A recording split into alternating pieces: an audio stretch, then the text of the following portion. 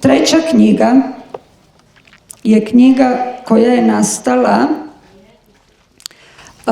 i prošle jeseni i koja se odnosi na novu istoriju civilizacija Zemlje posle Velikog potopa. Znači, civilizacija na planeti Zemlji posle Velikog potopa je nastavak ranijih civilizacija od pre potopa, a nikako početak civilizacije i ono što su nas učili u školi pre 6-7 hiljada godina, Vavilon, Mesopotamija. Naravno, neću da kažem šta je to sve, ali to je potpuno netačno i ja u svojim knjigama prvi put pravim taj kontinuitet istorije koji traje 35 miliona godina od nastanka galaksija, naše galaksije koja je jedna od najstarijih u našem univerzumu, sve do pojave čoveka od pre 700.000 godina, otprilike oko 680 do 700.000 godina. I naravno, ako je toliko trajala civilizacija čoveka, ona ne može da počne u 5., 6. i 7. veku pre nove ere. Treća knjiga počinje o tome, prvo poglavlje kaže zvanična istorija u rukama moćnika. Ovo apsolutno ne treba prevesti. Govorimo o arijevskim vedama, o prvim oblicima života, evo upravo sam vam sad to rekla, poreklo ljudi na zemlji, ko je stvorio ljude, o Anunnakijima kao lažnim kreatorima Homo sapiens, jer sile tame su želele da predstave da su i oni naši kreatori. Oni su naši razrušitelji našeg DNK, koji su to uradili više puta kroz našu istoriju, što kažu skroz su nas raštimovali, tako da će nam trebati još puno vremena da se sredimo i vratimo makar približno nekadašnjem stanju i nekadašnjim sposobnostima koje smo ranije imali. Da vam sada ne pričam, govorim i o divovima i o svemu tome šta je postojalo na zemlji, o Hebrejima, o Sodomi i Gomori, koja se spominje u Bibliji, ali koja nije to o čemu piše Biblija. Prvi put ćete čuti ko je živeo u toj Sodomi i Gomori i zašto je ona spaljena i tako dalje. O civilizacijama koje su preživele potop, u Arijevskom carstvu i velikoj Raseniji koja je postojala do 1763. godine u svetu. Tek tada je počelo da se raspada veliko Arijevsko carstvo i da shvatite da danas Rusija nije nekim čudom kao osvajačka zemlja tolika kolika je, da se ne bori za osvajanje Ukrajine, nego samo vraća svoje teritorije. Možemo i kasnije, ako nekoga bude interesovalo, neka me pita kada i kako je nastala Ukrajina i pa ćete vidjeti o čemu se radi. Da vam ne pričam tada o velikoj Tartari, o Asgardu, Irijskom, o mongolskoj invaziji koja uopšte nije ono što smo učili u školama, o pokrštavanju Arijevaca, o istina o velikoj Tartari i Vedskoj imperiji sakrivena od Romanovih, Pugačovljevu i tako dalje, velika jevrejska revolucija 1917. Ja ne kažem velika ruska, već velika jevrejska revolucija 1917. U Ruskoj imperiji raskol Jevreja, vladavina Staljina, nije ni ona takva kao što mislite da jeste.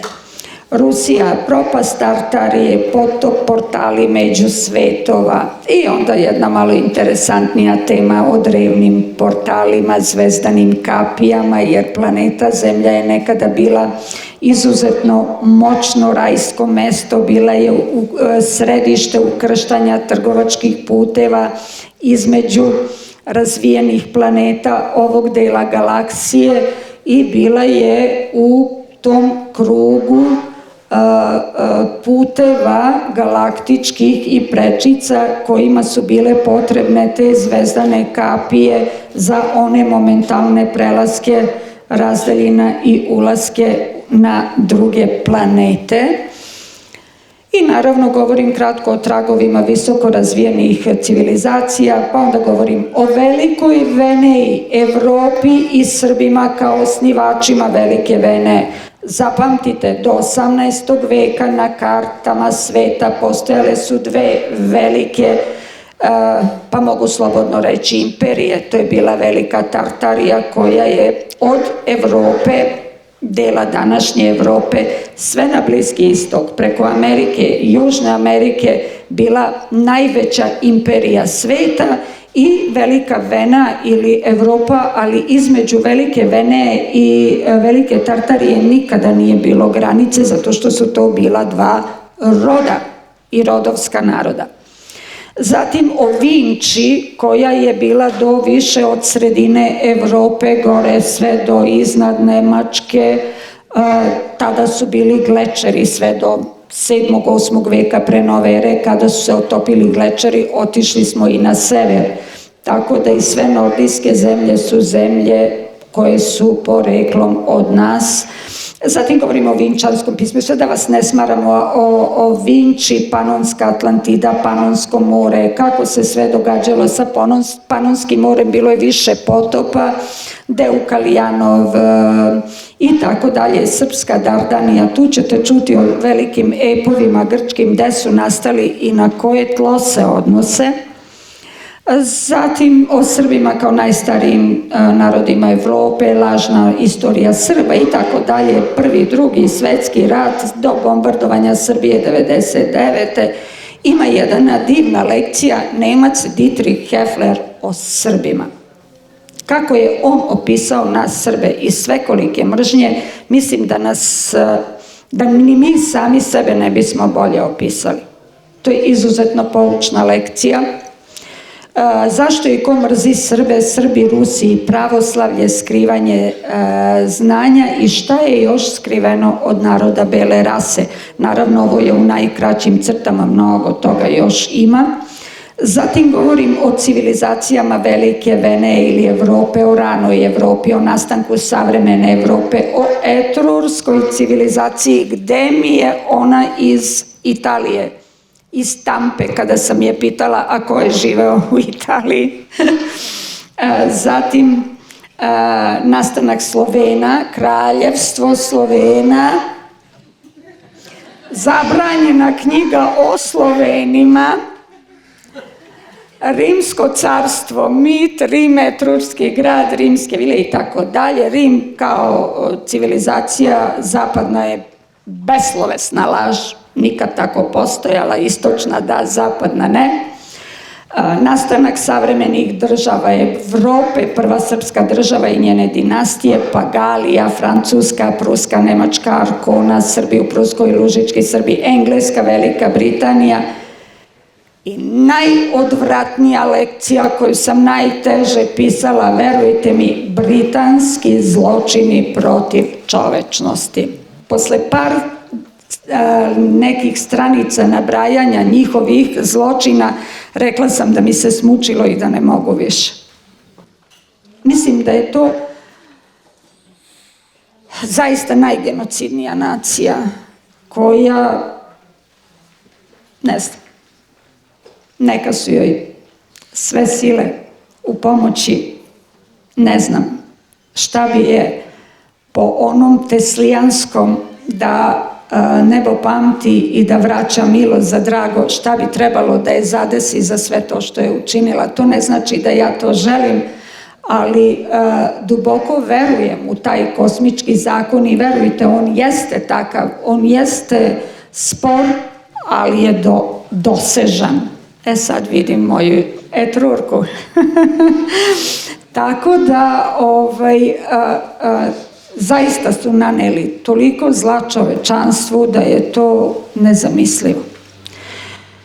Zatim govorim o nečemu što je svima vama skoro sasvim nepoznato ili vrlo malo poznato. Govorim o civilizacijama Srba na severu Afrike, od civilizaciji Garamanta, ili oni je zovu Garamantida, i naravno da savremena nauka ne objašnjava ko je ta civilizacija, ali zato u toj priči o toj civilizaciji imate Srpkinje u srpskoj narodnoj nošnji u toj civilizaciji Garamantija, pa mi koji znamo kako ona izgleda samo kad pogledamo ko su bile stanovnice, jasno nam je ko su.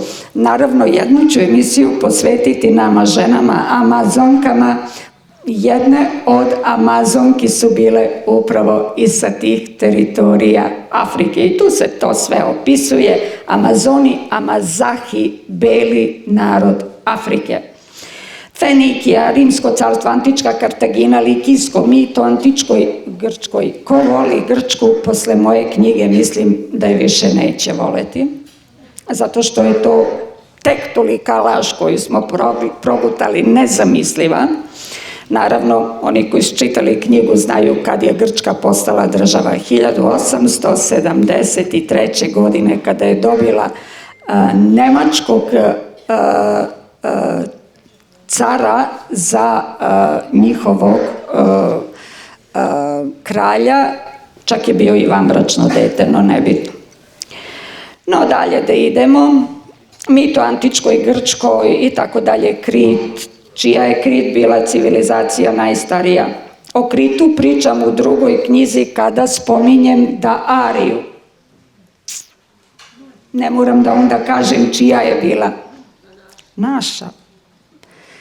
Krit je postojao još u vreme da Arije i tu su živeli južni Srbi kada su se povlačili sa severa da Arije, tako da sva grčka divna mitologija na kojoj su Srpkinje i Rašanke potiče od ukradene istorije Srba. Vladavina Grka, njihov pojam države i tako dalje, ostaci Arijevaca u Grčkoj i na Kipru, Magna Grecija, prvi grčki kraljevi, ko je bio Grk Zorba. Zatim prelazim opet na bolno pitanje, pogotovo za nas Srbe, poreklo imena Ilir i Albanci kao lažni Iliri. Bože me sačuvaj. Srpska tapija na Kosovo i Metohiju, zatim jedna moja lekcija Čuvajmo srpsko, zatim nastanak Turske države i turski jezik koji je nastao tek krajem 19. veka. Mnogi koji ne znaju bit će iznenađeni, ali do 19. veka Turci su pričali srpski i dan danas kad odete u Tursku jako dobro razumeju Srbe. Samo se pitam zašto. Tek Rumuni ne vredi, Bugari, ne, to neću ni da pričam o takvima. Egipat, kult Ozirisa, piramide. Vidite, o piramidama sam tu rekla nešto što opet mnogi nisu, čitaćete koliko nivoa ima ispod piramide, šta je u njima. To su fascinantna otkrića. Zatim o izgubljenoj dvorani istorije i o toj jednoj čuvenoj dvorani Lamentija, spominjem je i u prvoj knjizi. Zatim o Hebrejima ili Jevrejima, šta se desilo u zemlji Kuš. Onda kad čitate drugu knjigu i znate za prvi i drugi arijevski pohod, onda znate šta se moglo dešavati u zemlji Kuš. To je naravno današnja Etiopija. Prva faza preuzimanja kontrole nad Midgard zemljom, Jahve diktator. Čiji je Bog Jahve? Da li je naš?